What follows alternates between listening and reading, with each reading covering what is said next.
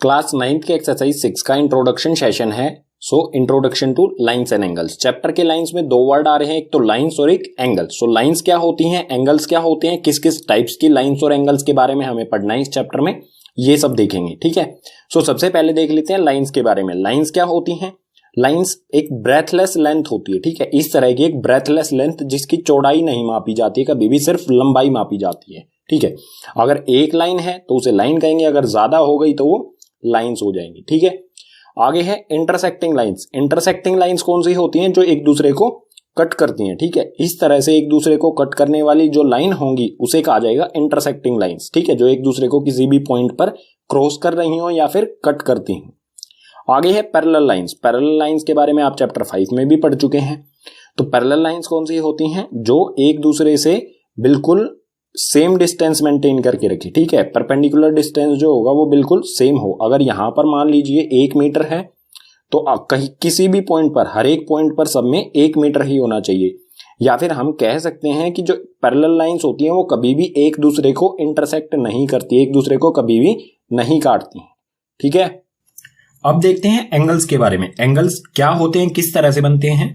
जब किसी एक सिंगल पॉइंट से दो लाइंस डाइवर्ज होती हैं। ठीक है, मान लीजिए ये सिंगल पॉइंट है, इससे दो लाइन डाइवर्ज, दो रेज निकले तो उन्हें का उससे बनता है एंगल। ठीक है, यहां पर इन दोनों रेज से बना है ये एंगल। अब टाइप्स ऑफ एंगल की बात करते हैं तो इसमें सबसे पहले आता है एक्यूट एंगल। एक्यूट एंगल क्या होता है? Less than 90 degree. 90 डिग्री से अगर छोटा कोई एंगल है तो उसे कहेंगे हम एक्यूट एंगल। इसी तरह से राइट एंगल, राइट एंगल यानी कि equals to 90 degree. Right angle का मतलब होगा जो 90 डिग्री के एंगल हो। ठीक है, आगे है ऑब्ट्यूज एंगल यानी कि greater than 90 and less than 180। ऐसा एंगल जो 90 से तो बड़ा हो लेकिन 180 से छोटा हो उसे कहेंगे ऑब्ट्यूज एंगल। आगे है स्ट्रेट लाइन कहें या फिर स्ट्रेट एंगल। स्ट्रेट लाइन और स्ट्रेट एंगल इसको एक्सप्लेन कर देता हूं मैं। जब एक सिंगल पॉइंट से दो लाइन कुछ इस तरह से डाइवर्ज हो, ठीक है, एक तो इस तरफ चली जाए और एक इस तरफ डाइवर्ज हो जाए रे, तो इससे एक मान लीजिए इससे एक इस पॉइंट से ये दोनों लाइन जो डाइवर्ज हुई हैं इनसे एक सीधी लाइन बन गई। ठीक है, लेकिन एंगल तो बनेगा। अगर पॉइंट किसी भी पॉइंट से दो लाइन डाइवर्ज हुई हैं तो कोई ना कोई एंगल तो बनेगा। अगर 180 डिग्री का एंगल बन जाए, ठीक है, ये एंगल कितना हो जाए 180 डिग्री, तो इसे कहा जाएगा स्ट्रेट एंगल या फिर स्ट्रेट लाइन। ठीक है, इसी तरह से आगे है रिफ्लेक्स एंगल। रिफ्लेक्स एंगल से काफी क्वेश्चन आते हैं एग्जाम में भी और बुक में भी काफी क्वेश्चन दिए गए हैं, तो इसे अच्छी तरह से समझे। Greater than 180 less than 360। Reflex angle होता है 180 से तो बड़ा और 360 से छोटा। इसको भी अच्छी तरह से एक्सप्लेन कर देता हूं। मान लीजिए ये कोई हमें दे रखा है, ये कोई एंगल दे रखा है हमें। ठीक है, ये दो रे निकली हैं एक पॉइंट से और एंगल बनाती हैं। हमें निकालना है रिफ्लेक्स एंगल। रिफ्लेक्स एंगल का मतलब क्या होगा? 180 से बड़ा और 360 से छोटा। तो अंदर तो 180 से बड़ा तो हो नहीं सकता, तो रिफ्लेक्स एंगल का मतलब होता है हमेशा बाहर से। ठीक है, इस तरह ये जो बाहर से एंगल बनाया है हमने ये होगा रिफ्लेक्स एंगल। ठीक है, अगर हमें अंदर की वैल्यू दे रखी होती, मान लीजिए अंदर का एंगल हमें दिया गया है x, हम रिफ्लेक्स एंगल किस तरह से निकालेंगे? हमेशा रिफ्लेक्स एंगल निकालने के लिए जो भी अंदर वाली वैल्यू है, अंदर कोई भी वैल्यू 50 60 मान लीजिए, यहां उनकी जगह हमें x दे रखा है, तो रिफ्लेक्स एंगल निकालने के लिए क्या किया जाएगा? 360 डिग्री माइनस में x। अगर हम 360 डिग्री में से x को माइनस कर दें, अंदर वाले एंगल को माइनस कर दें 360 में से, तो ये निकल के आ जाएगा बाहर वाला रिफ्लेक्स एंगल। ठीक है, अब बात करते हैं pair of angles. Pair of angles यानी कि हमें एंगल्स का अगर जोड़ा दिया गया है, ठीक है, तो वो किस तरह से होंगे? तो इसमें सबसे पहला है कंप्लीमेंट्री एंगल्स। कंप्लीमेंट्री एंगल्स क्या होते हैं? जब दो एंगल्स का सम 90 डिग्री के इक्वल होता है तो उसे कहा जाता है कंप्लीमेंट्री एंगल्स। ठीक है, मान लीजिए कोई एंगल x है हमारे पास और कोई एंगल y है, तो अगर हम x और y को प्लस करें, अगर वो 90 डिग्री के इक्वल हो जाए तो ये जो x और y होंगे एंगल, ये कंप्लीमेंट्री एंगल्स होंगे। ठीक है, एग्जांपल ले लेते हैं। जैसे x की वैल्यू हमें दी गई है 40, ठीक है, ये मान लीजिए x की वैल्यू और ये मान लीजिए y की वैल्यू, तो ये दोनों 50 और 40 को अगर हम प्लस करें तो वो क्या बन जाता है 90 डिग्री। तो 50 और 40 जो है ये क्या है? कंप्लीमेंट्री एंगल्स हैं। ठीक है, और यहां पर एक और चीज समझ लीजिए, मान लीजिए हमें x और y में से किसी एक की वैल्यू नहीं दे रखी है और हमें बताया गया कि x और y कंप्लीमेंट्री हैं। ठीक है, जैसे मान लीजिए हमें यहां पर ये 15 नहीं दिया गया है, तो y की वैल्यू हमें फाइंड करनी है अगर x और y कंप्लीमेंट्री हैं। तो हम क्या करेंगे, x प्लस वाई, हमें पता है x plus Y equals to 90, अगर ये कंप्लीमेंट्री है तो 90 डिग्री इनका सम होगा, तो x की वैल्यू पुट करेंगे, x की वैल्यू क्या होगी 40 प्लस में y इक्वल्स टू में 90, तो y की वैल्यू क्या आएगी, 40 को दूसरी तरफ शिफ्ट कर देंगे तो ये हो जाएगा 90 माइनस 40 और आ जाएगा 50 डिग्री। ठीक है, इस तरह से अगर हमें कोई एंगल नहीं दिया गया है और हमें बताया गया है कंप्लीमेंट्री एक एंगल दे रखा है एक नहीं दे रखा, तो हम दूसरा एंगल आसानी से निकाल सकते हैं। ठीक है, ये आ जाएगा 50 डिग्री y जो है हमारा।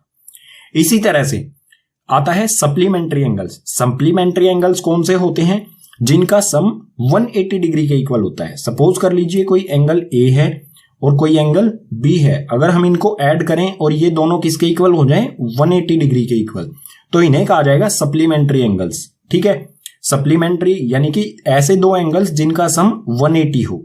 ठीक है, इसका भी बिल्कुल सिमिलर एग्जांपल ले सकते हैं। ये एक लाइन है, इस पर दो एंगल्स बने, एक 70 डिग्री एक 110 डिग्री। अगर हम इन दोनों का सम करें तो वो किसके इक्वल होता है 180 डिग्री के, यानी कि 70 और 110 जो है वो क्या है सप्लीमेंट्री एंगल्स हैं। ठीक है, इसी तरह से जैसे हमने ऊपर वाले में किया था, x हमें दे रखा था, y निकाल सकते हैं। अगर हमें इसी तरह से एंगल दिए गए हैं सप्लीमेंट्री एंगल्स, एक 70 है, दूसरा एंगल अगर हमें नहीं पता है तो दूसरा हम निकाल सकते हैं जैसे हमने ऊपर किया था। आगे है एडजेसेंट एंगल्स। एडजेसेंट एंगल का मतलब होगा पड़ोसी एंगल। ठीक है, किस तरह से समझेंगे इसे, मान लीजिए हमें ये कोई एंगल दिए गए हैं, पेयर दिया गया है एंगल का। ठीक है, एक ये एंगल x, एक ये एंगल y और एक ये एंगल z। पड़ोसी एंगल का मतलब जिनमें कॉमन रे हो, कॉमन लाइन हो, जिसमें जैसे z और y की कॉमन लाइन क्या है, ये वाली लाइन।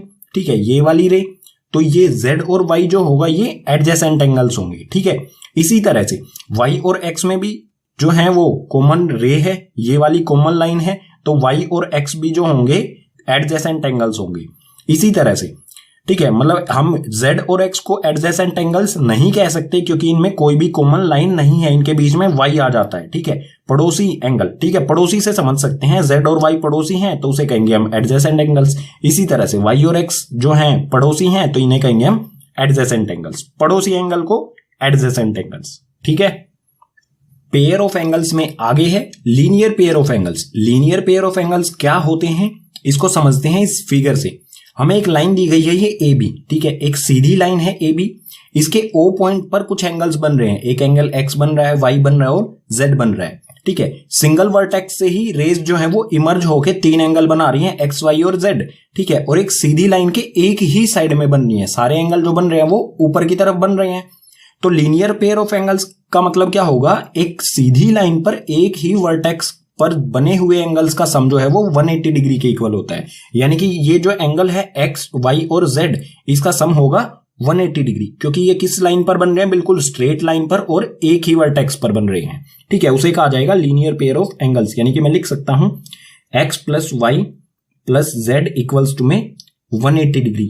और 180 डिग्री क्यों है, क्योंकि ये क्या है लीनियर पेयर, यानी कि एक सीधी लाइन पर एक ही वर्टेक्स पर बनने वाले एंगल्स हैं।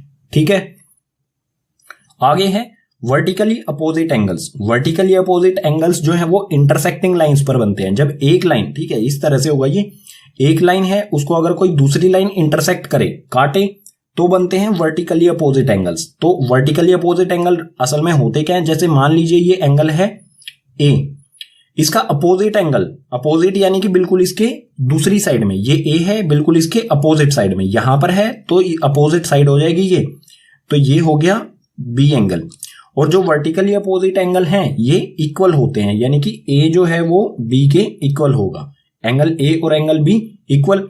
इसी तरह से वर्टिकली अपोजिट एंगल्स कौन से होंगे, यहां पर ये C और ये D भी तो वर्टिकली अपोजिट एंगल होंगे। ठीक है, A और B भी वर्टिकली अपोजिट एंगल है और C और D भी वर्टिकली अपोजिट है। ठीक है, C का वर्टिकली अपोजिट एंगल है D और A का वर्टिकली अपोजिट एंगल है B, और जो C है वो D के इक्वल होगा। ठीक है, ये क्यों होते हैं वर्टिकली अपोजिट एंगल, ये 6.1 थ्योरम है, तो उसे भी देखिए आप, थ्योरम सभी देखनी है आपको। ठीक है, एंगल्स में आगे और मोस्ट इंपोर्टेंट पार्ट है जो एक्सरसाइज 6 लाइन्स एंड एंगल्स का, वो है corresponding angles, alternate interior angles, alternate exterior angles और को इंटीरियर एंगल्स।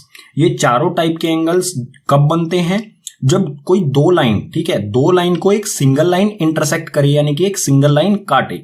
तो यहां पर ये M लाइन है और ये N लाइन है, और यहां पर L जो है इनको काट रही है, तो ये सारे एंगल्स बनेंगे। ठीक है, तो कौन सा कोरस्पॉन्डिंग होगा, अल्टरनेट इंटीरियर या फिर अल्टरनेट एक्सटीरियर या को इंटीरियर होगा, इसे समझते हैं बिल्कुल अच्छी तरह से। ठीक है, और यहां पर हम एक और चीज मान लेंगे कि जो M है और N है ये दोनों लाइंस है, ये वाली लाइन और ये वाली लाइन पैरेलल है। ठीक है, तो किस तरह से होगा? सो सबसे पहले देखते हैं करस्पॉन्डिंग एंगल। करस्पॉन्डिंग एंगल्स क्या होते हैं? बिल्कुल सेम डायरेक्शन में बनने वाले एंगल्स। ठीक है, जैसे L जो लाइन है वो M को यहां पर काट रही है। ठीक है, इस पॉइंट पर काट रही है, तो इस पॉइंट पर इस साइड में, ठीक है, इस साइड में कौन सा एंगल बन रहा है? Angle number 1। ठीक है, ये एंगल 1 बन रहा है।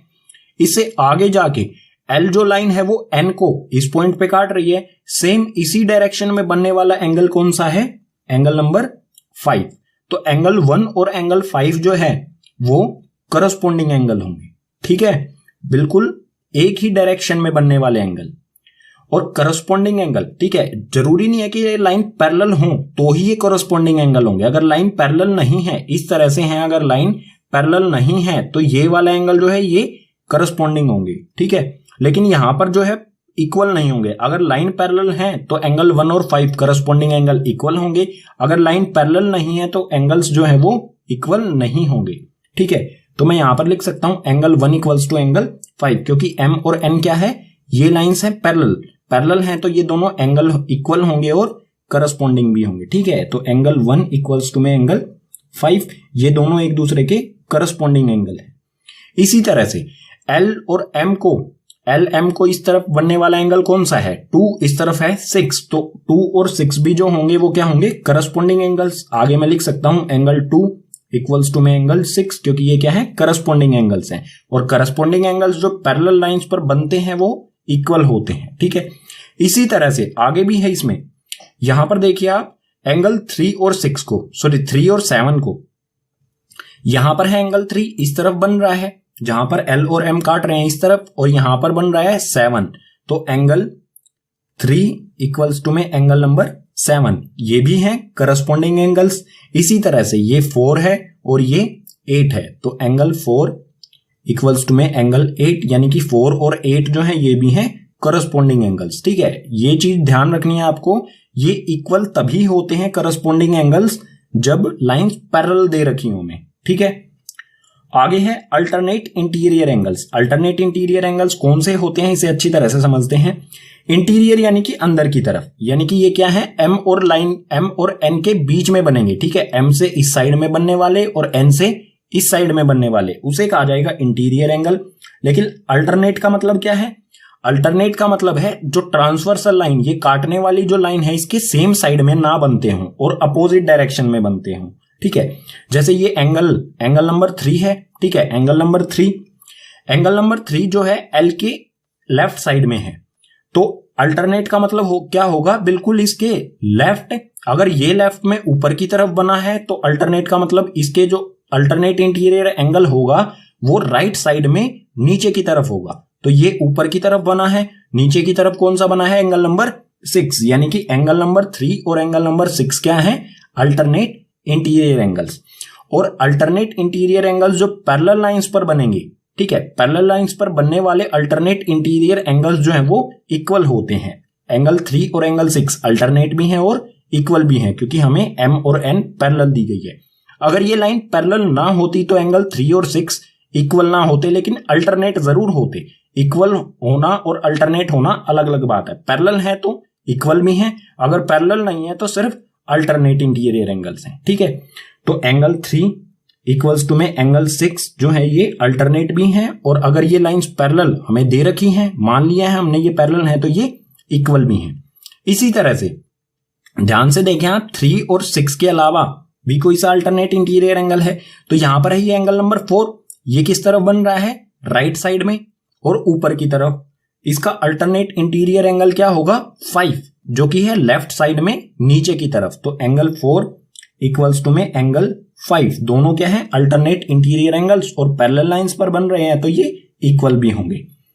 अब है alternate exterior angle. Alternate exterior angle का मतलब क्या होगा? बाहर की तरफ जो M और N है, ये M है और ये N है, इसके बाहर की तरफ बनने वाले एंगल्स। ठीक है, इससे ऊपर और इससे नीचे, अंदर वाले एंगल्स को छोड़ दो, ये 3 4 5 6 है, इनको छोड़ दो।